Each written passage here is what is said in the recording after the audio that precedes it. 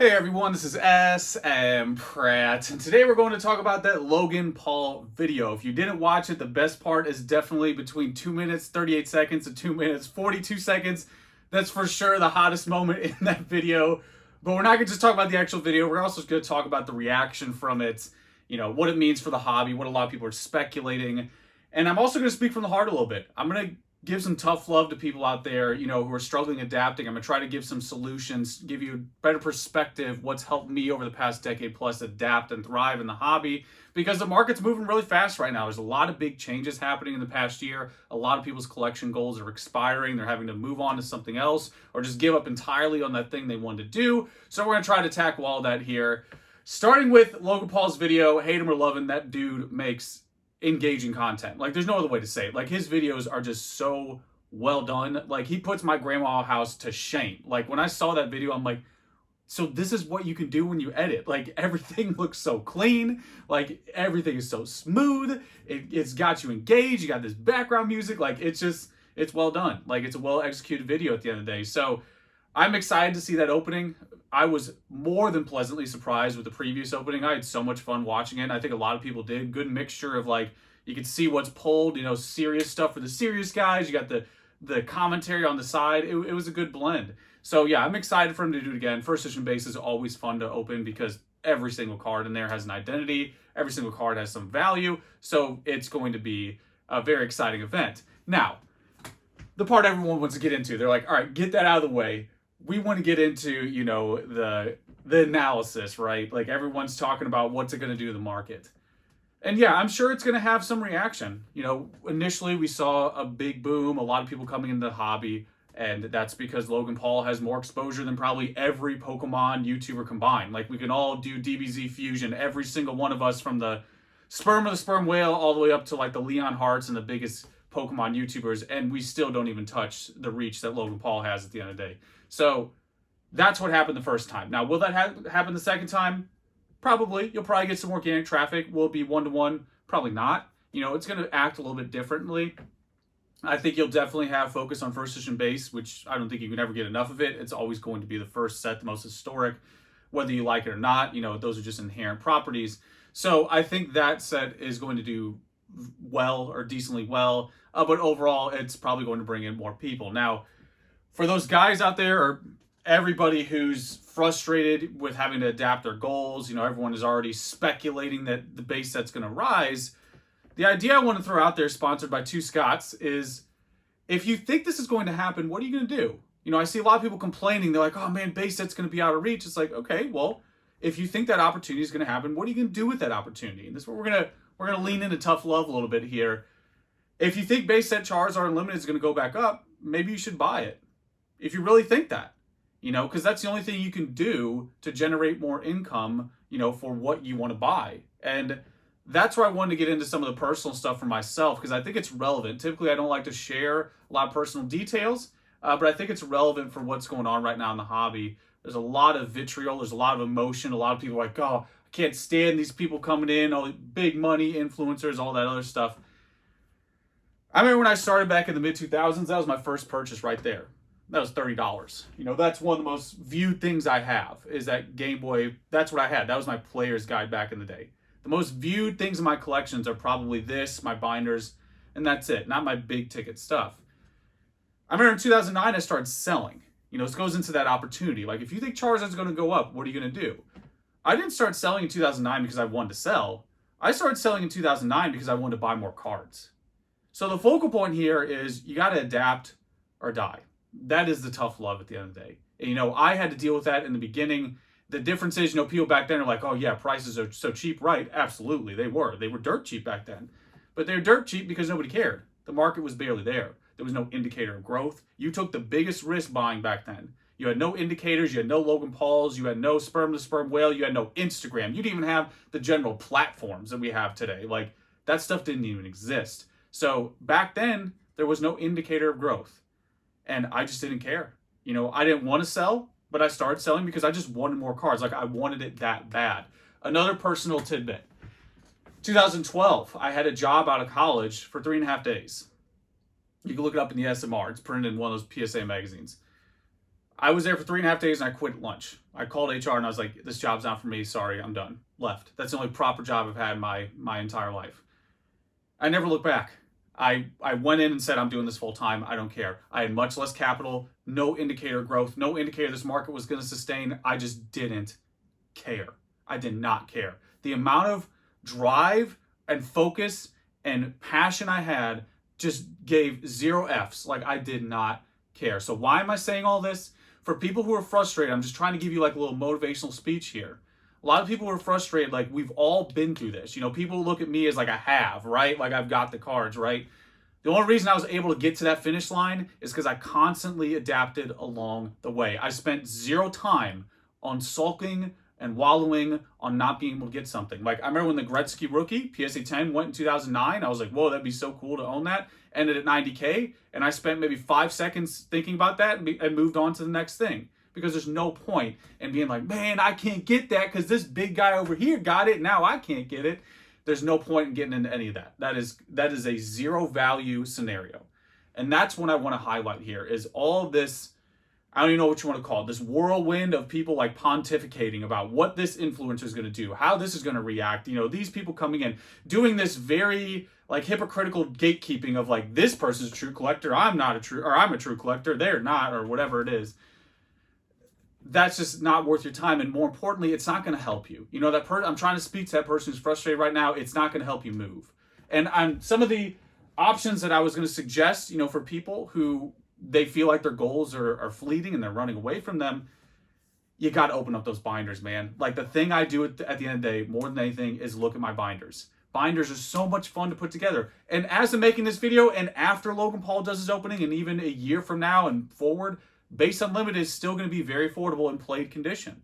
It's still going to be affordable. A lot of the modern stuff like Evolution's very exciting set. One of the most exciting sets to complete in a binder. Still a very affordable goal. A very doable goal for most people. If not, you have other options in Japan. Dare I say the actual country of this hobby. You know, Japan has so many cards that you can collect in a binder right now. Like, I'm talking like golden era stuff still under $100 easily. A lot of stuff's under $50, like in play condition. This is like quality cards, like not just like an energy. You know, we can go through not awake promos, lottery promos, just go down the line. There's so many cards in there.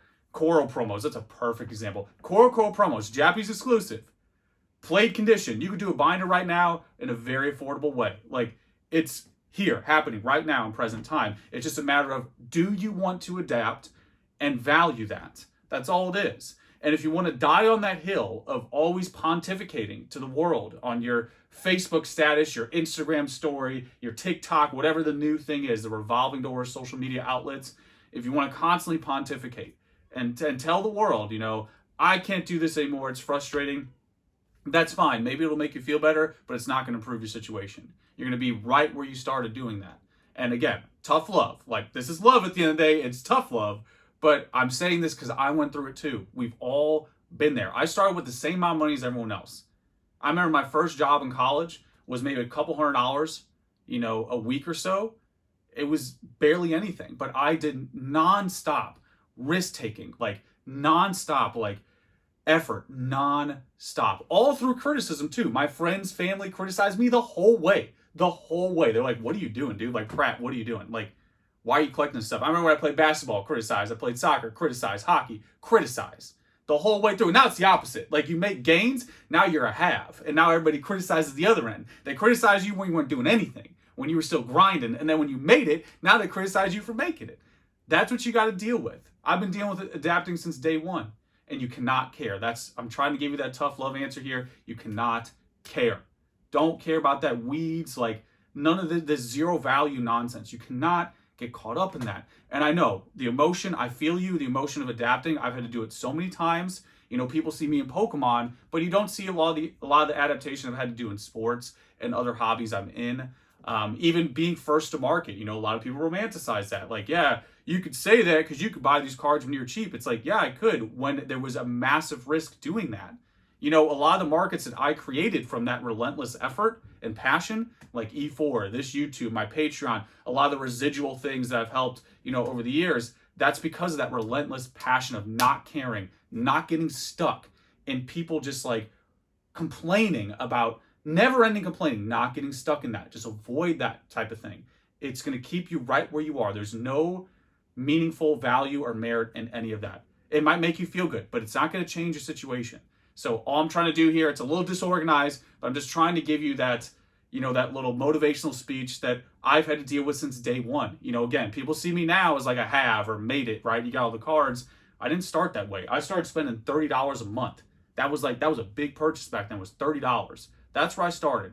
And I grinded with maybe $1,000 in my bank account to start. That's all I had. No inheritance, no nothing. That's where I started. And I did not stop. I didn't listen to criticism. When I couldn't get something, I adapted and moved on. Maybe that came in the form of giving up. Maybe that came in the form of getting a lower grade. At the end of the day, as seen in Logan Paul's video, these are luxury goods driven by demand. That is it. They are non-essential. You don't need them to survive. So you are competing with other people who like the hobby just like you do. Just like we all do. And sure, there's definitely people in there that are scalping, flipping, ripping, no doubt. But majority of the people are silent collectors or people who just love the hobby, just like we all do. And because of that competition, prices are going to increase on certain things.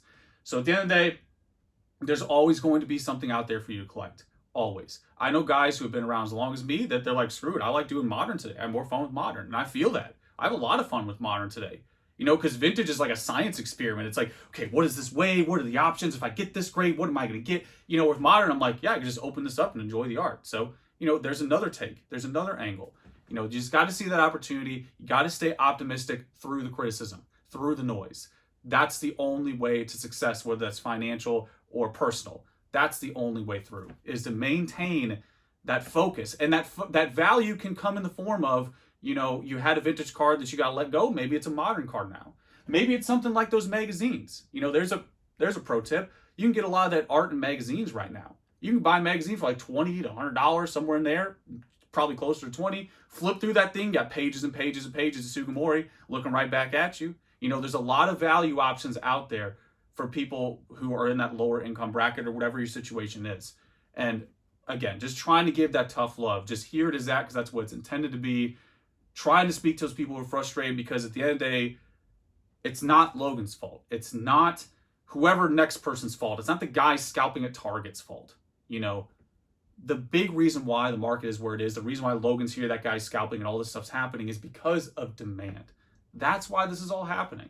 That's why we're all here. We're all here because of the same fundamental core of demand. We all like this stuff. So there you go. Hope that was useful. I hope that was actually a valuable discussion, because I felt like reading that thread on E4 that had like 300 posts in a day, one thread just like erupted because of this video with Logan Paul. And I watched it, I'm like, yeah, it's a good video. He's good at getting people engaged. And yeah, because of that, it's going to generate interest. And sure, a part of that, the cost might be that you might be phased out of certain cards, but that's okay. You got to focus on why you're here. If you're truly here because you value Pokemon, there's so many ways to experience that value. And part of it might be giving up that grade. You might just have to go a lower grade. You might have to go a different direction, but that's okay.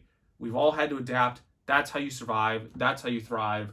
Again, hopefully this helped. I know it's a little more abstract. It's not as much of, oh, this is what's going on in the market. But I saw that as a thing happening, with the reaction on E4 at least. And, hopefully this just has some value, because I can't emphasize enough. I've been through everything. I've seen it all, been through it all. Again, criticism from day one, how this is stupid what I was doing. Criticism now because I've made it or whatever. You got criticism all the way, and you can't let that get you down. You got to stay focused. And if you get priced out of something, just put that value into another angle. Again, Base Unlimited played, cheap. Evolution's binder is not that expensive. Ton of Japanese promos that blow my mind, honestly. Some of them like 20 years, unique art. Blows my mind that they're still that cheap. They're out there. There's a lot of stuff out there if you're willing, to adapt. And anyway, that's the way forward. Again, hopefully this was useful.